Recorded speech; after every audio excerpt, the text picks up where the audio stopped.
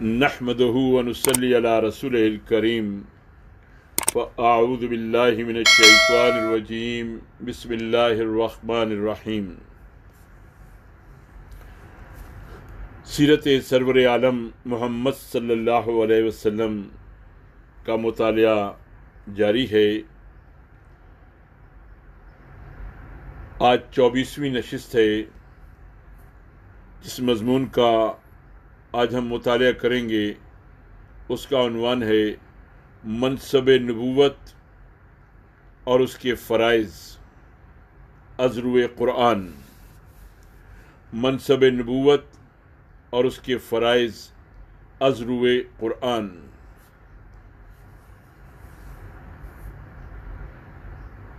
قرآن پاک میں 4 مقامات پر نبی صلی اللہ علیہ وسلم کے منصب رسالت کی تفصیل بیان کی گئی ہے۔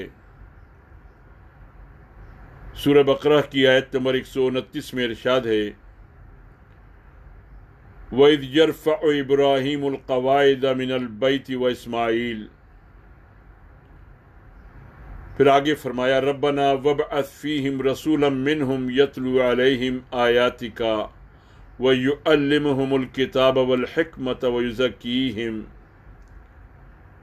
اور یاد کرو جبکہ ابراہیم علیہ السلام اور اسماعیل علیہ السلام اس گھر یعنی کعبے کی بنیادیں اٹھا رہے تھے تو انہوں نے دعا کی اے ہمارے پروردگار، ان لوگوں میں خود انہی کے اندر سے ایک رسول مبعوث فرما۔ ربنا وابعث فیہم رسولا منہم، جو انہیں تیری آیات پڑھ کر سنائے، یتلو علیہم آیاتک، اور ان کو کتاب اور حکمت کی تعلیم دے، ویعلمہم الکتاب والحکمہ، اور ان کا تزکیہ کرے، ویزکیہم۔ سورہ بقرہ کی آیت نمبر 151 میں ارشاد ہے کما ارسلنا فیکم رسولا منکم یتلو علیکم آیاتنا وَيُزَكِّيكُمْ وَيُعَلِّمُكُمُ الْكِتَابَ وَالْحِكْمَةَ وَيُعَلِّمُكُمْ مَا لَمْ تَكُونُوا تَعْلَمُونَ۔ جس طرح ہم نے تمہارے اندر خود تم ہی میں سے ایک رسول بھیجا جو تم کو ہماری آیات پڑھ کر سناتا اور تمہارا تزکیہ کرتا ہے، اور تم کو کتاب و حکمت کی تعلیم دیتا ہے، اور تمہیں وہ باتیں سکھاتا ہے جو تم نہیں جانتے تھے۔ یتلو علیکم آیاتنا ویزکیکم ویعلمکم الکتاب والحکمہ ویعلمکم ما لم تکونوا تعلمون۔ سورہ آل عمران کی آیت نمبر 164 میں ارشاد ہوا لقد من اللہ علی المؤمنین اذ بعث فیہم رسولا من انفسہم لقد من اللہ علی المؤمنین اذ بعث فیہم رسولا من انفسہم یتلو علیہم آیاتہ ویزکیہم ویعلمہم الکتاب والحکمہ۔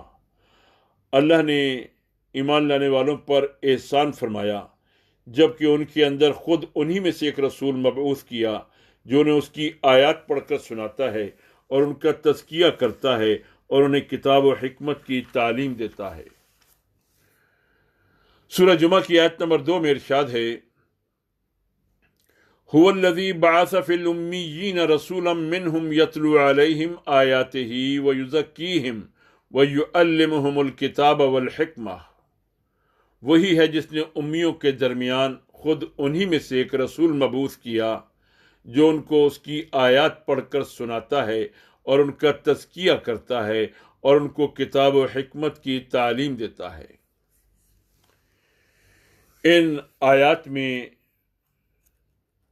بار بار جس بات کو بتاکید دہرایا گیا ہے وہ یہ ہے کہ اللہ تعالی نے اپنے رسول کو صرف آیات قرآن ہی سنا دینے کے لیے نہیں بھیجا تھا، بلکہ اس کے ساتھ بعثت کے 3 مقصد اور بھی تھے۔ ایک یہ کہ آپ لوگوں کو کتاب کی تعلیم دیں، دوسرے کہ اس کتاب کے منشا کے مطابق کام کرنے کی حکمت سمجھائیں، اور تیسرے یہ کہ آپ افراد کا بھی اور ان کی اجتماعی حیت کا بھی تزکیہ کریں، یعنی اپنی تربیت سے ان کی انفرادی اور اجتماعی خرابیوں کو دور کریں اور ان کے اندر اچھے اوصاف اور بہترین نظام اجتماعی کو نشو و نما دیں۔ ظاہر ہے کہ کتاب اور حکمت کی تعلیم صرف قرآن کے الفاظ سنا دینے سے زائد ہی کوئی چیز تھی، ورنہ اس کا الگ ذکر بے معنی تھا۔ اسی طرح افراد اور معاشرے کی تربیت کے لیے آپ جو تدابیر بھی اختیار فرماتے تھے وہ بھی قرآن کے الفاظ پڑھ کر سنا دینے سے زائد ہی کچھ تھی، ورنہ تربیت کی الگ خدمت کا ذکر کرنے کے کوئی معنی نہ تھے۔ اب فرمائیے کہ قرآن پہنچانے کے علاوہ یہ معلم اور مربی کے مناسب جو حضور صلی اللہ علیہ وسلم کو حاصل تھے، ان پر آپ خود فائز ہو بیٹھے تھے یا اللہ تعالیٰ نے آپ کو ان پر معبور فرمایا تھا؟ کیا قرآن کی انصاف اور مکرر تصریحات کے بعد اس کتاب پر ایمان رکھنے والا کوئی شخص یہ کہنے کی جرات کر سکتا ہے کہ یہ دونوں مناسب رسالت کے اجزاء نہ تھے اور حضرت صلی اللہ علیہ وسلم ان مناسب کے فرائض اور خدمات بحیثیت رسول نہیں بلکہ اپنی پرائیویٹ حیثیت میں انجام دیتے تھے؟ اگر نہیں کہہ سکتا تو بتائیے کہ قرآن کے الفاظ سنانے سے زائد جو باتیں حضور صلی اللہ علیہ وسلم نے تعلیم کتاب و حکمت کے سلسلے میں فرمائی ہیں اور اپنے قول و عمل سے افراد اور معاشرے کی جو تربیت حضور صلی اللہ علیہ وسلم نے کی، اسے من جانب اللہ ماننے اور سند تسلیم کرنے سے انکار خود رسالت کا انکار نہیں تو اور کیا ہے؟ رسول بحیثیت شارح کتاب اللہ، سورہ نحل میں اللہ تعالیٰ کا ارشاد ہے آیت نمبر 44 میں، وَأَنزَلْنَا إِلَيْكَ الذِّكْرَ لِتُبَيِّنَ لِلنَّاسِ مَا نُزِّلَ إِلَيْهِمْ، اور اے نبی صلی اللہ علیہ وسلم یہ ذکر ہم نے تمہاری طرف اس لیے نازل کیا ہے کہ تم لوگوں کے لیے واضح کر دو اس تعلیم کو جو ان کی طرف اتاری گئی ہے۔ وَأَنزَلْنَا إِلَيْكَ الذِّكْرَ لِتُبَيِّنَ لِلنَّاسِ مَا نُزِّلَ إِلَيْهِمْ، کہ تم لوگوں کے لیے واضح کر دو اس تعلیم کو جو ان کی طرف اتاری گئی ہے۔ اس آیت سے صاف معلوم ہوتا ہے کہ نبی صلی اللہ علیہ وسلم کے سپرد یہ خدمت کی گئی تھی کہ قرآن میں اللہ تعالیٰ جو احکام و ہدایت دے ان کی آپ توضیح و تشریح فرمائیں۔ ایک موٹی سی عقل کا آدمی بھی کم از کم اتنی بات تو سمجھ ہی سکتا ہے کہ کسی بات کی تشریح اور توضیح محض اس کتاب کے الفاظ پڑھ کر سنا دینے سے نہیں ہوتی، بلکہ تشریح کرنے والا اس کے الفاظ سے زائد کچھ کہتا ہے تاکہ سننے والا کتاب کا مطلب پوری طرح سمجھ جائے۔ اور اگر کتاب کی کوئی بات کسی عملی مسئلے سے متعلق ہو تو شارح عملی مظاہرہ یعنی پریکٹیکل ڈیمانسٹریشن کر کے بتاتا ہے کہ مصنف کا منشا اس طرح عمل کرنا ہے۔ یہ نہ ہو تو کتاب کے الفاظ کا مطلب مدعا پوچھنے والے کو پھر کتابی کے الفاظ سنا دینا کسی طفل مکتب کے نزدیک بھی تشریح و توضیح قرار نہیں پا سکتا۔ اب فرمائیے کہ اس آیت کی روح سے نبی صلی اللہ علیہ وسلم قرآن کے شارح اپنی ذاتی حیثیت میں تھے یا خدا نے آپ کو شارح مقرر کیا تھا؟ یہاں تو اللہ تعالیٰ اپنے رسول پر کتاب نازل کرنے کا مقصد ہی یہ بیان کر رہا ہے کہ رسول اپنے قول اور عمل سے اس کا مطلب واضح کرے۔ پھر کس طرح یہ ممکن ہے کہ شارح قرآن کی حیثیت سے آپ صلی اللہ علیہ وسلم کے منصب کو رسالت کے منصب سے الگ قرار دیا جائے اور آپ صلی اللہ علیہ وسلم کے پہنچائے ہوئے قرآن کو لے کر آپ صلی اللہ علیہ وسلم کی شرح و تفسیر قبول کرنے سے انکار کر دیا جائے؟ کیا یہ انکار خود رسالت کا انکار نہ ہوگا؟ یہ آیت جس طرح ان منکرین نبوت کی حجت کے لیے قاطع تھی جو خدا کا ذکر بشر کے ذریعے سے آنے کو نہیں مانتے تھے، اسی طرح آج یہ ان منکرین حدیث کی حجت کے لیے بھی قاطع ہے جو نبی صلی اللہ علیہ وسلم کی تشریح و توضیح کے بغیر صرف ذکر کو لے لینا چاہتے ہیں۔ وہ خواہ اس بات کے قائل ہوں کہ نبی نے تشریح و توضیح کچھ بھی نہیں کی تھی، صرف ذکر پیش کر دیا تھا، یا اس کے قائل ہوں کہ ماننے کے لائق صرف ذکر ہے نہ کہ نبی کی تشریح، یا اس کے قائل ہوں کہ اب ہمارے لیے صرف ذکر کافی ہے، نبی کی تشریح کی کوئی ضرورت نہیں، یا اس بات کے قائل ہوں کہ اب صرف ذکر ہی قابل اعتماد حالت میں باقی رہ گیا ہے۔ نبی کی تشریح یا تو باقی ہی نہیں رہی، یا باقی ہے بھی تو بھروسے کے لائق نہیں ہے۔ غرض ان چار باتوں میں سے جس بات کے بھی وہ قائل ہوں، ان کا مسلک بہرحال قرآن کی اس آیت سے ٹکراتا ہے۔ اگر وہ پہلی بات کے قائل ہیں تو اس کے معنی یہ ہے کہ نبی نے اس منشا ہی کو فوت کر دیا جس کی خاطر ذکر کو فرشتوں کے ہاتھ بھیجنے یا براہ راست لوگوں تک پہنچا دینے کے بجائے اسے واسطہ تبلیغ بنایا گیا تھا۔ اور اگر وہ چوتھی بات کے قائل ہیں تو دراصل یہ قرآن اور نبوت محمدی صلی اللہ علیہ وسلم دونوں کے نسخ کا اعلان ہے، جس کے بعد اگر کوئی مسلک معقول باقی رہ جاتا ہے تو وہ صرف ان لوگوں کا مسلک ہے جو ایک نئی نبوت اور نئی وحی کے قائل ہیں۔ اس لیے کہ آیت میں اللہ تعالیٰ خود قرآن مجید کے مقصد نزول کی تکمیل کے لیے نبی کی تشریح کو ناگزیر ٹھہرا رہا ہے، اور نبی کی ضرورت ہی اس طرح ثابت کر رہا ہے کہ وہ ذکر کے منشا کی توضیح کرے۔ اب اگر منکرین حدیث کا یہ قول صحیح ہے کہ نبی کی توضیح و تشریح دنیا میں باقی نہیں رہی ہے تو اس کے دو نتیجے کھلے ہوئے ہیں۔ پہلا نتیجہ یہ کہ نمونہ اتباع کی حیثیت سے نبوت محمدی صلی اللہ علیہ وسلم ختم ہو گئی، اور ہمارا تعلق محمد صلی اللہ علیہ وسلم کے ساتھ صرف اسی طرح کا رہ گیا ہے جیسا ہود اور صالح اور شعیب علیہ السلام کے ساتھ ہے، کہ ہم ان کی تصدیق تو کرتے ہیں، ان پر ایمان بھی لاتے ہیں، مگر ان کا کوئی اسوہ ہمارے پاس نہیں ہے جس کا ہم اتباع کریں۔ یہ چیز نئی نبوت کی ضرورت آپ سے آپ پیدا کر دیتی ہے۔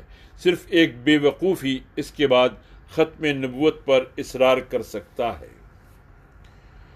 دوسرا نتیجہ یہ ہے کہ اکیلا قرآن چونکہ نبی کی تشریح و تبیین کے بغیر خود اپنے بھیجنے والے کے قول کے مطابق ہدایت کے لیے ناکافی ہے، اس لیے قرآن کے ماننے والے خواہ کتنے ہی زور سے چیخ چیخ کر اسے بجائے خود کافی قرار دیں، مدعی سست کی حمایت میں گواہان چست کی بات ہرگز نہیں چل سکتی، اور ایک نئی کتاب کے نزول کی ضرورت آپ سے آپ خود قرآن کی روح سے ثابت ہو جاتی ہے۔ قاتلہم اللہ۔ اس طرح یہ لوگ حقیقت میں انکار حدیث کے ذریعے دین کی جڑ کھود رہے ہیں۔ رسول بحیثیت پیشوا اور نمونہ تقلید سورہ آل عمران میں اللہ تعالیٰ فرماتے ہیں آیات 31 تا 32 میں، قُلْ إِن كُنتُمْ تُحِبُّونَ اللَّهَ فَاتَّبِعُونِي يُحْبِبْكُمُ اللَّهُ۔ پھر فرمایا قُلْ أَطِیعُوا اللَّهَ وَالرَّسُولَ فَإِن تَوَلَّوْا فَإِنَّ اللَّهَ لَا يُحِبُّ الْكَافِرِينَ۔ اے نبی صلی اللہ علیہ وسلم کہو کہ اگر تم اللہ سے محبت رکھتے ہو تو میری پیروی کرو، اللہ تم سے محبت کرے گا۔ کہو کہ اطاعت کرو اللہ اور رسول کی، پھر اگر وہ منہ موڑتے ہیں تو اللہ کافروں کو پسند نہیں کرتا۔ اور سورہ احزاب میں اللہ تعالیٰ فرماتے ہیں آیت نمبر 21 میں، لَقَدْ كَانَ لَكُمْ فِي رَسُولِ اللَّهِ أُسْوَةٌ حَسَنَةٌ لِمَنْ كَانَ يَرْجُو اللَّهَ وَالْيَوْمَ الْآخِرَ۔ تمہارے لیے اللہ کے رسول میں ایک نمونہ تقلید ہے ہر اس شخص کے لیے جو اللہ اور یوم آخر کا امیدوار ہو۔ ان دونوں آیتوں میں خود اللہ تعالیٰ نے اپنے رسول کو پیشوا مقرر کر رہا ہے، ان کی پیروی کا حکم دے رہا ہے، ان کی زندگی کو نمونہ تقلید قرار دے رہا ہے، اور صاف فرما رہا ہے کہ یہ روش اختیار نہ کرو گے تو مجھ سے کوئی امید نہ رکھو، میری محبت اس کے بغیر تمہیں حاصل نہیں ہو سکتی، بلکہ اس سے منہ موڑنا کفر ہے۔ اب فرمائیے کہ حضور صلی اللہ علیہ وسلم رہنما اور لیڈر خود بن بیٹھے تھے، یا مسلمانوں نے آپ کو منتخب کیا تھا، یا اللہ نے اس منصب پر آپ صلی اللہ علیہ وسلم کو مامور کیا تھا؟ اگر قرآن کی الفاظ بالکل غیر مشتبہ طریقے سے حضور صلی اللہ علیہ وسلم کو مامور من اللہ، رہنما و پیشوا قرار دے رہے ہیں، تو پھر آپ صلی اللہ علیہ وسلم کی پیروی اور آپ صلی اللہ علیہ وسلم کے نمونہ زندگی کی تقلید سے انکار کیسے کیا جا سکتا ہے؟ اس کے جواب میں یہ کہنا سراسر لغو ہے کہ اس سے مراد قرآن کی پیروی ہے۔ اگر یہ مراد ہوتی تو فَاتَّبِعُوا القرآن فرمایا جاتا، نہ کہ فَاتَّبِعُونِی، اور اس صورت میں رسول اللہ صلی اللہ علیہ وسلم کی زندگی کو اسوہ حسنہ کہنے کے تو کوئی معنی ہی نہیں تھے۔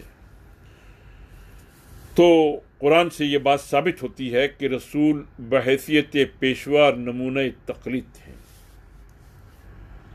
رسول بحیثیت شارع، سورہ آراف میں اللہ تعالیٰ نبی صلی اللہ علیہ وسلم کا ذکر کرتے ہوئے آیت نمبر 157 میں ارشاد فرماتے ہیں یأمرہم بالمعروف وینہاہم عن المنکر ویحل لہم الطیبات ویحرم علیہم الخبائث ویدع عنہم اسرہم والاغلال التي کانت علیہم۔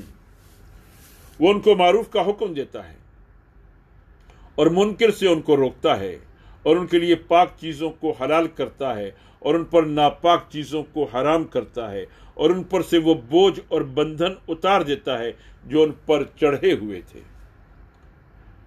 اس آیت کے الفاظ اس امر میں بالکل صریح ہیں کہ اللہ تعالی نے نبی صلی اللہ علیہ وسلم کو تشریعی اختیارات، لیجسلیٹو پاورز عطا کیے ہیں۔ اللہ کی طرف سے امر و نہی اور تحلیل و تحریم صرف وہی نہیں ہے جو قرآن میں بیان ہوئی ہے، بلکہ جو کچھ نبی صلی اللہ علیہ وسلم نے حرام یا حلال قرار دیا ہے، اور جس چیز کا حضور صلی اللہ علیہ وسلم نے حکم دیا ہے یا جس سے منع کیا ہے، وہ بھی اللہ کے دیے ہوئے اختیارات سے ہے، اس لیے وہ بھی قانون خداوندی کا ایک حصہ ہے۔ یہی بات سورہ حشر میں اسی صراحت کے ساتھ ارشاد ہوئی ہے۔ سورہ حشر کی آیت نمبر 7 میں ارشاد ہے وَمَا آتَاكُمُ الرَّسُولُ فَخُذُوهُ وَمَا نَهَاكُمْ عَنْهُ فَانْتَهُوا وَاتَّقُوا اللَّهَ إِنَّ اللَّهَ شَدِيدُ الْعِقَابِ۔ جو کچھ رسول تمہیں دے اسے لے لو، اور جس سے منع کر دے اس سے رک جاؤ، اور اللہ سے ڈرو، اللہ سخت سزا دینے والا ہے۔ ان دونوں آیتوں میں سے کسی کی یہ تعویل نہیں کی جا سکتی کہ ان میں قرآن کے امر اور قرآن کی تحلیل و تحریم کا ذکر ہے۔ یہ تعویل نہیں بلکہ اللہ کے کلام میں ترمیم ہوگی۔ اللہ نے تو یہاں امر و نہی اور تحلیل و تحریم کو رسول کا فعل قرار دیا ہے، نہ کہ قرآن کا۔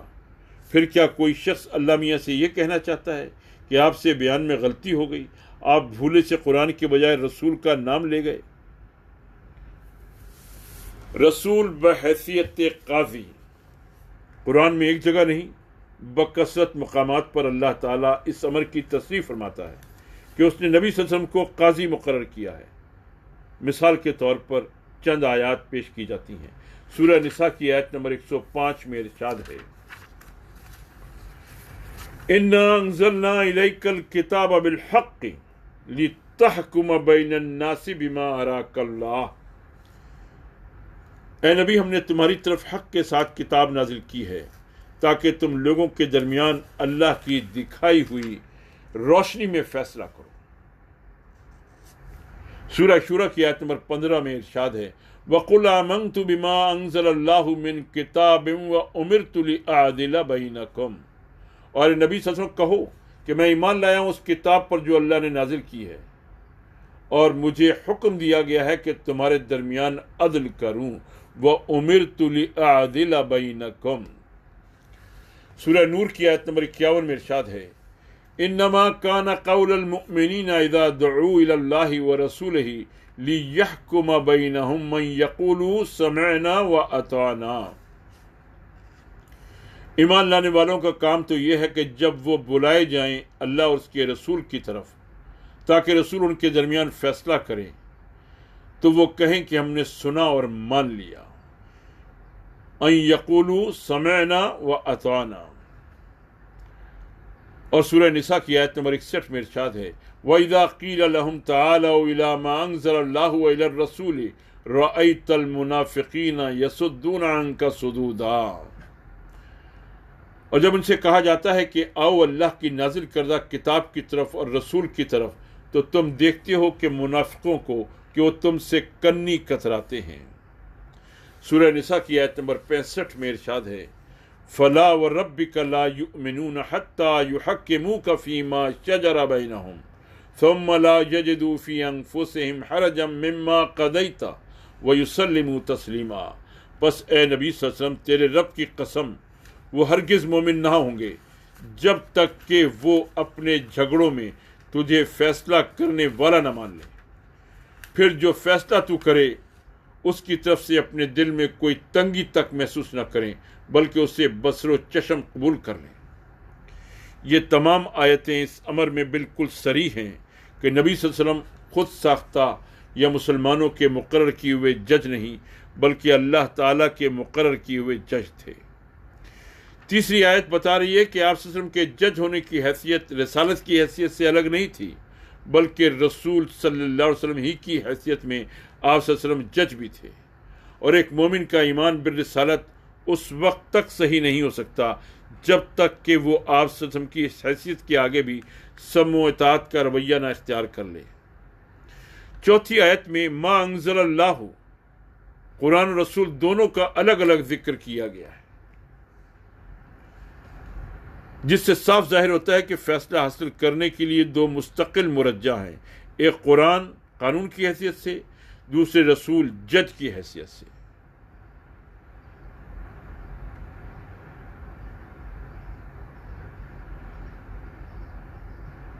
اور ان دونوں سے منہ موڑنا منافق کا کام ہے۔ وَإِذَا قِيلَ لَهُمْ تَعَالَوْا إِلَىٰ مَا أَنزَلَ اللَّهُ وَإِلَى الرَّسُولِ رَأَيْتَ الْمُنَافِقِينَ يَصُدُّونَ عَنكَ صُدُودًا۔ اس آیت سے یہ معلوم ہوتا ہے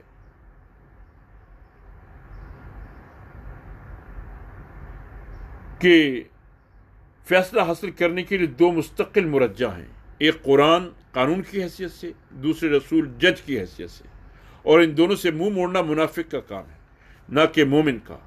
آخری آیت میں بالکل بے لاگ طریقے سے کہہ دیا گیا ہے کہ رسول کو جو شخص جج کی حیثیت سے تسلیم نہیں کرتا وہ مومن ہی نہیں ہے۔ فَلَا وَرَبِّكَ لَا يُؤْمِنُونَ حَتَّى يُحَكِّمُوكَ فِي مَا شَجَرَ بَيْنَهُمْ ثُمَّ لَا يَجِدُوا فِي أَنفُسِهِمْ حَرَجًا مِّمَّا قَضَيْتَ وَيُسَلِّمُوا تَسْلِيمًا۔ حتیٰ کہ اگر رسول کے دیے ہوئے فیصلے پر کوئی شخص اپنے دل میں بھی تنگی محسوس کرے تو اس کا ایمان ختم ہو جاتا ہے۔ کیا قرآن کی ان تصریحات کے بعد بھی کوئی صاحب یہ کہہ سکتے ہیں کہ حضور صلی اللہ علیہ وسلم رسول کی حیثیت سے قاضی نہ تھے، بلکہ دنیا کے عام ججوں اور مجسٹریٹوں کی طرح آپ صلی اللہ علیہ وسلم بھی ایک جج یا مجسٹریٹ تھے؟ اس لیے ان کے فیصلوں کی طرح حضور صلی اللہ علیہ وسلم کے فیصلے بھی ماخذ قانون نہیں بن سکتے۔ کیا دنیا کے کسی جج کی یہ حیثیت ہو سکتی ہے کہ اس کا فیصلہ اگر کوئی نہ مانے یا اس پر تنقید کرے یا اپنے دل میں بھی اسے غلط سمجھے تو اس کا ایمان سلب ہو جائے؟ رسول بحیثیت حاکم و فرمانروا، قرآن مجید اسی صراحت اور تکرار کے ساتھ بکثرت مقامات پر یہ بات کہتا ہے کہ نبی صلی اللہ علیہ وسلم اللہ کی طرف سے مقرر کیے ہوئے حاکم و فرمانروا تھے، اور آپ صلی اللہ علیہ وسلم کو یہ منصب بھی رسول ہی کی حیثیت سے عطا ہوا تھا۔ فرمایا وَمَا أَرْسَلْنَا مِن رَّسُولٍ إِلَّا لِيُطَاعَ بِإِذْنِ اللَّهِ، ہم نے کوئی رسول نہیں بھیجا مگر اس لیے کہ اس کی اطاعت کی جائے اللہ کے اذن سے، اللہ کی سینکشن سے۔ اور سورہ نساء میں ارشاد ہوا مَن يُطِعِ الرَّسُولَ فَقَدْ أَطَاعَ اللَّهَ، جو رسول کی اطاعت کرے اس نے اللہ کی اطاعت کی۔ سورہ فتح کی آیت نمبر 10 میں ارشاد ہوا ان الذین یبایعونک انما بایعون اللہ، اے نبی صلی اللہ علیہ وسلم یقیناً جو لوگ تم سے بیعت کرتے ہیں وہ در حقیقت اللہ سے بیعت کرتے ہیں۔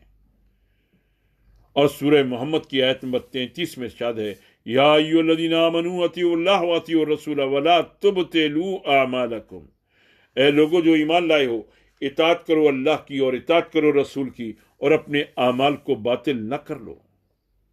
سورہ احزاب کی آیت نمبر 36 میں ارشاد ہے وَمَا كَانَ لِمُؤْمِنٍ وَلَا مُؤْمِنَةٍ إِذَا قَضَى اللَّهُ وَرَسُولُهُ أَمْرًا أَن يَكُونَ لَهُمُ الْخِيَرَةُ مِنْ أَمْرِهِمْ وَمَنْ يَعْصِ اللَّهَ وَرَسُولَهُ فَقَدْ ضَلَّ ضَلَالًا مُبِينًا۔ اور کسی مومن مرد اور مومن عورت کو یہ حق نہیں ہے کہ جب کسی معاملے کا فیصلہ اللہ اور اس کا رسول کر دے تو پھر ان کے لیے اپنے اس معاملے میں خود کوئی فیصلہ کر لینے کا اختیار باقی رہ جائے۔ اور جو شخص اللہ اور اس کے رسول صلی اللہ علیہ وسلم کی نافرمانی کرے وہ کھلی گمراہی میں پڑ گیا۔ سورہ نساء کی آیت نمبر 59 میں ارشاد ہے یا ایھا الذین آمنوا اطیعوا اللہ واطیعوا الرسول واولی الامر منکم فإن تنازعتم فی شیء فردوہ الی اللہ والرسول ان کنتم تؤمنون باللہ والیوم الآخر، اے لوگوں جو ایمان لائے ہو اطاعت کرو اللہ کی اور اطاعت کرو رسول کی اور ان لوگوں کی جو تم سے اولو الامر ہوں، پھر اگر تمہارے درمیان نزاع ہو جائے تو اس کو پھیر دو اللہ اور اس کے رسول کی طرف اگر تم ایمان رکھتے ہو اللہ اور روز آخر پر۔ یہ آیات صاف بتا رہی ہیں کہ رسول کوئی ایسا حاکم نہیں ہے جو خود اپنی قائم کردہ ریاست کا سربراہ بن بیٹھا ہو یا جسے لوگوں نے منتخب کر کے سربراہ بنا لیا ہو، بلکہ وہ اللہ کی طرف سے مامور کیا ہوا فرما روا ہے۔ اس کی فرما روائی اس کے منصب رسالت سے الگ کوئی چیز نہیں ہے، بلکہ اس کا رسول ہونا ہی اللہ کی طرف سے اس کا حاکم مطاع ہونا ہے۔ اس کی اطاعت عین اللہ کی اطاعت ہے۔ اس سے بیعت دراصل اللہ سے بیعت ہے۔ اس کی اطاعت نہ کرنے کے معنی اللہ کی نافرمانی کے ہیں، اور اس کا نتیجہ یہ ہے کہ آدمی کا کوئی عمل بھی اللہ کے ہاں مقبول نہ ہو۔ اس کے مقابلے میں اہل ایمان کو، جن میں ظاہر ہے کہ پوری امت اور اس کے حکمران اور اس کے مرکز ملت سب شامل ہیں، قطعاً یہ حق حاصل نہیں ہے کہ جس معاملے کا فیصلہ وہ کر چکا ہو اس میں وہ خود کوئی فیصلہ کریں۔ ان تمام تصریحات سے بڑھ کر صاف اور قطعی تصریح آخری آیت کرتی ہے، جس میں یکے بعد دیگرے 3 آیتوں کا حکم دیا گیا ہے۔ یا ایھا الذین آمنوا اطیعوا اللہ واطیعوا الرسول واولی الامر منکم فإن تنازعتم فی شیء فردوه الی اللہ والرسول ان کنتم تؤمنون باللہ والیوم الآخر۔ سب سے پہلے اللہ کی اطاعت، اس کے بعد رسول کی اطاعت، پھر تیسرے درجے میں اولو الامر یعنی آپ صلی اللہ علیہ وسلم کے مرکز ملت کی اطاعت۔ اس سے پہلی بات تو یہ معلوم ہوئی کہ رسول اولو الامر میں شامل نہیں ہے، بلکہ ان سے الگ اور بالا تر ہے، اور اس کا درجہ خدا کے بعد دوسرے نمبر پر ہے۔ دوسری بات جو اس آیت سے معلوم ہوئی وہ یہ کہ اولو الامر سے نزاع ہو سکتی ہے مگر رسول سے نزاع نہیں ہو سکتی۔ تیسری بات یہ معلوم ہوئی کہ نزاعات میں فیصلے کے لیے مرجع 2 ہیں، ایک اللہ اور دوسرا اس کے بعد اللہ کا رسول۔ ظاہر ہے کہ اگر مرجع صرف اللہ ہوتا تو صراحت کے ساتھ رسول کا ذکر محض بے معنی ہوتا، پھر جبکہ اللہ کی طرف سے رجوع کرنے سے مراد کتاب اللہ کی طرف رجوع کرنے کے سوا اور کچھ نہیں ہے، تو رسول کی طرف رجوع کرنے کا مطلب بھی اس کے سوا کچھ نہیں ہو سکتا کہ عہد رسالت میں خود ذات رسول کی طرف اور اس عہد کے بعد سنت رسول کی طرف رجوع کیا جائے۔ بلکہ اگر غیر نگاہ سے دیکھا جائے تو معلوم ہوتا ہے کہ خود عہد رسالت میں بھی بہت بڑی حد تک سنت رسول صلی اللہ علیہ وسلم ہی مرجع تھی، اس لیے کہ نبی صلی اللہ علیہ وسلم کے آخری زمانے میں اسلامی حکومت پورے جزیرہ عرب پر پھیلی ہوئی تھی۔ 10-12 لاکھ مربع میل کے اس وسیع و عریض ملک میں یہ کسی طرح ممکن نہ تھا کہ ہر معاملے کا فیصلہ براہ راست نبی صلی اللہ علیہ وسلم سے کرایا جائے۔ لامحالہ اس زمانے میں بھی اسلامی حکومت کے گورنروں، قاضیوں اور دوسرے حکام کو معاملات کے فیصلے کرنے میں قرآن کے بعد جس دوسرے ماخذ قانون کی طرف رجوع کرنا ہوتا تھا وہ سنت رسول صلی اللہ علیہ وسلم ہی تھی۔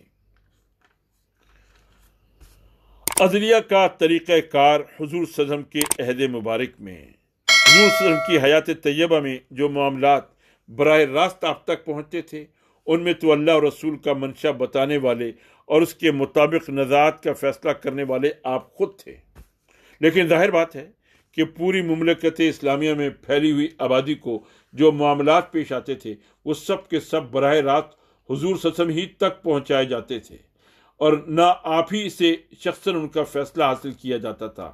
اس کے بجائے مملکت کے مختلف علاقوں میں آپ کی طرف سے معلمین مامور تھے جو لوگوں کو دین سکھاتے تھے، اور عام لوگ اپنے روزمرہ کے معاملات میں انہی سے معلوم کرتے تھے کہ کتاب اللہ کا حکم کیا ہے اور رسول اللہ صلی اللہ علیہ وسلم نے کس طریقے کی تعلیم دی ہے۔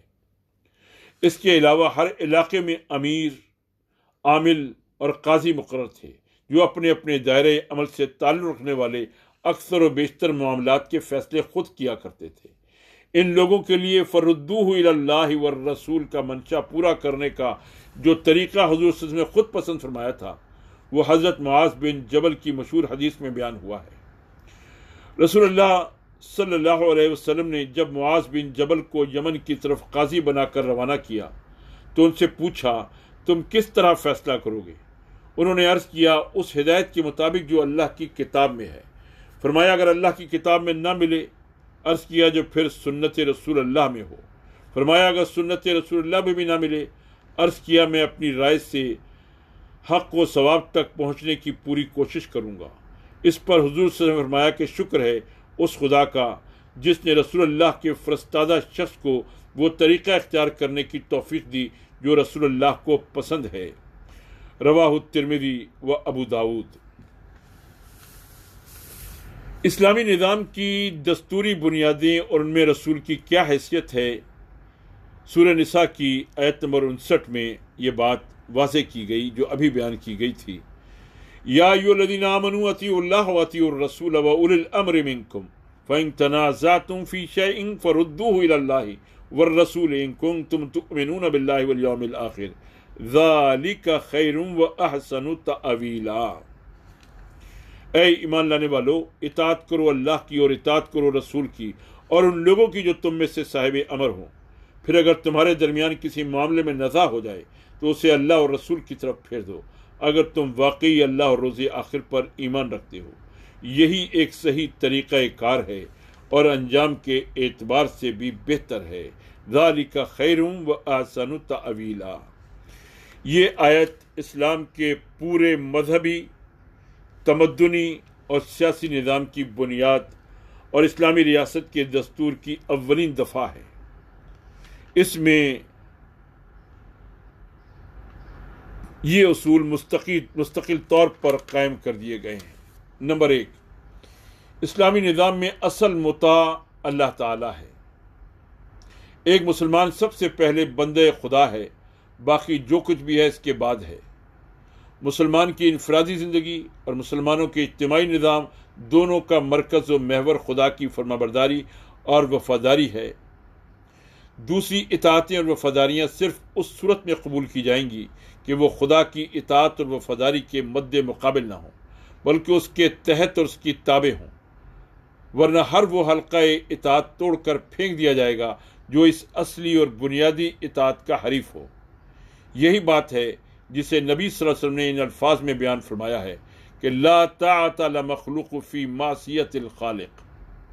خالق کی نافرمانی میں کسی مخلوق کے لیے کوئی اطاعت نہیں ہے۔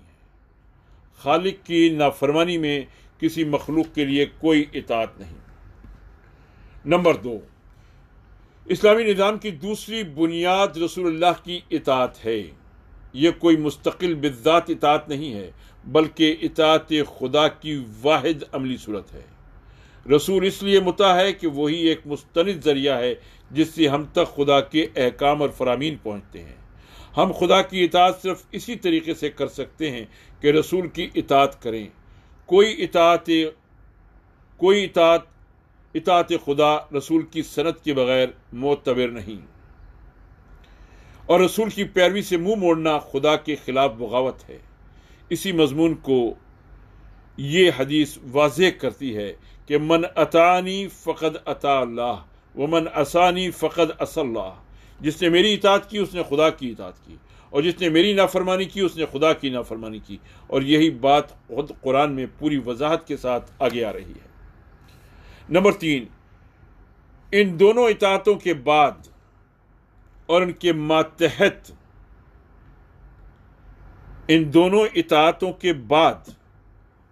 کے ماتحت تیسری اطاعت جو اسلامی نظام میں مسلمانوں پر واجب ہے وہ ان اولو الامر کی اطاعت ہے جو خود مسلمانوں میں سے ہوں۔ اولو الامر کے مفہوم میں وہ سب لوگ شامل ہیں جو مسلمانوں کے اجتماعی معاملات کے سربراہ کار ہوں، خواہ وہ ذہنی و فکری رہنمائی کرنے والے علماء ہوں یا سیاسی رہنمائی کرنے والے لیڈر یا ملکی انتظام کرنے والے حکام یا عدالتی فیصلے کرنے والے جج یا تمدنی و امور میں قبیلوں اور بستیوں اور محلوں کی سربراہی کرنے والے شیوخ اور سردار۔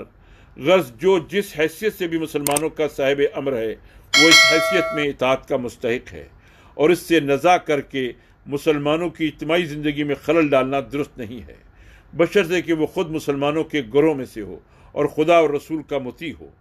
یہ دونوں شرطیں اس اطاعت کے لیے لازمی شرطیں ہیں، اور یہ نہ صرف آیت مذکورہ صدر میں صاف طور پر درج ہے بلکہ حدیث میں نبی صلی اللہ علیہ وسلم نے ان کو پوری شرح و بسط کے ساتھ بیان فرما دیا ہے۔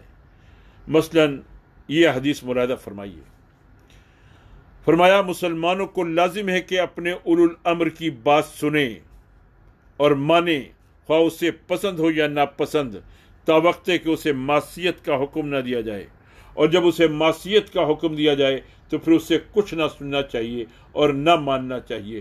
رواہ البخاری و مسلم۔ فرمایا خدا اور رسول کی نافرمانی میں کوئی اطاعت نہیں ہے، اطاعت جو کچھ بھی ہے معروف میں ہے۔ رواہ البخاری و مسلم۔ فرمایا حضور صلی اللہ علیہ وسلم نے تم پر ایسے لوگ بھی حکومت کریں گے جن کی بعض باتوں کو تم معروف پاؤ گے اور بعض کو منکر، تو جس نے ان کے منکرات پر اظہار ناراضگی کیا وہ بری الذمہ ہوا، اور جس نے ان کو ناپسند کیا وہ بھی بچ گیا، مگر جو ان پر راضی ہوا اور پیروی کرنے لگا وہ ماخوذ ہوگا۔ صحابہ نے پوچھا پھر جب ایسے حکام کا دور آئے تو کیا ہم ان سے جنگ نہ کریں؟ آپ صلی اللہ علیہ وسلم فرمایا نہیں، جب تک کہ وہ نماز پڑھتے رہیں۔ رواہ المسلم۔ یعنی ترک نماز وہ علامت ہوگی جس سے صحیح طور پر معلوم ہو جائے گا کہ وہ اطاعت خدا اور رسول سے باہر ہو گئے ہیں، اور پھر ان کے خلاف جد و جہد کرنا درست ہوگا۔ حضور صلی اللہ علیہ وسلم نے فرمایا تمہارے بدترین سردار وہ ہیں جو تمہارے لیے مبغوض ہوں اور تم ان کے لیے مبغوض ہو، تم ان پر لعنت کرو اور تم پر لعنت کریں۔ صحابہ کرام رضی اللہ تعالیٰ عنہ اجمعین نے عرض کیا یا رسول اللہ، جب یہ صورت ہو تو کیا ہم ان کے مقابلے پر نہ اٹھیں؟ فرمایا نہیں، جب تک وہ تمہارے درمیان نماز قائم کرتے رہیں۔ رواہ المسلم۔ اس حدیث میں پہلے والی شرط کو اور زیادہ واضح کر دیا گیا۔ پہلی حدیث سے گمان ہو سکتا تھا کہ اگر وہ اپنی انفرادی زندگی میں نماز کے پابند ہو تو ان کے خلاف بغاوت نہیں کی جا سکتی، لیکن یہ حدیث بتاتی ہے کہ نماز پڑھنے سے مراد دراصل مسلمانوں کی جماعتی زندگی میں نماز کا نظام قائم کرنا ہے۔ یعنی صرف یہی کافی نہیں ہے کہ وہ لوگ خود پابند نماز ہوں، بلکہ ساتھ ہی یہ بھی ضروری ہے کہ ان کے تحت جو نظام حکومت چل رہا ہو وہ کم از کم اقامت صلاح کا انتظام کرے۔ یہ اس بات کی علامت ہوگی کہ ان کی حکومت اپنی اصولی نوعیت کے اعتبار سے ایک اسلامی حکومت ہے، ورنہ اگر یہ بھی نہ ہو تو پھر اس کے معنی یہ ہوں گے کہ وہ حکومت اسلام سے منحرف ہو چکی ہے اور اسے الٹ پھینکنے کی سعی مسلمانوں کے لیے جائز ہو جائے گی۔ اسی بات کو ایک اور روایت میں اس طرح بیان کیا گیا ہے کہ نبی صلی اللہ علیہ وسلم نے ہم سے من جملہ اور باتوں کے ایک اس امر کا بھی عہد لیا کہ ہم اپنے سرداروں اور حکام سے نزاع نہ کریں، الا یہ کہ ہم ان کے کاموں میں کھلم کھلا کفر دیکھیں جس کی موجودگی میں ان کے خلاف ہمارے پاس خدا کے حضور پیش کرنے کے لیے دلیل موجود ہو۔ رواہ البخاری و مسلم۔ چوتھی بات جو آیت میں زیر بحث ہے، ایک مستقل اور قطعی اصول کے طور پر طے کر دی گئی ہے، یہ ہے کہ اسلامی نظام میں خدا کا حکم اور رسول کا طریقہ بنیادی قانون اور آخری سند ہے، فائنل اتھارٹی کی حیثیت رکھتا ہے۔ مسلمانوں کے درمیان یا حکومت اور رعایا کے درمیان جس مسئلے میں بھی نزاع واقع ہوگی اس میں فیصلے کے لیے قرآن اور سنت کی طرف رجوع کیا جائے گا، اور جو فیصلہ وہاں سے ہوگا اس کے سامنے سب سر تسلیم خم کر دیں گے۔ اس طرح تمام مسائل زندگی میں کتاب اللہ و سنت رسول اللہ کو سند اور مرجع اور حرف آخر تسلیم کرنا اسلامی نظام کی وہ لازمی خصوصیت ہے جو اسے کافرانہ نظام زندگی سے ممیز کرتی ہے۔ جس نظام میں یہ چیز نہ پائی جائے وہ بالیقین ایک غیر اسلامی نظام ہے۔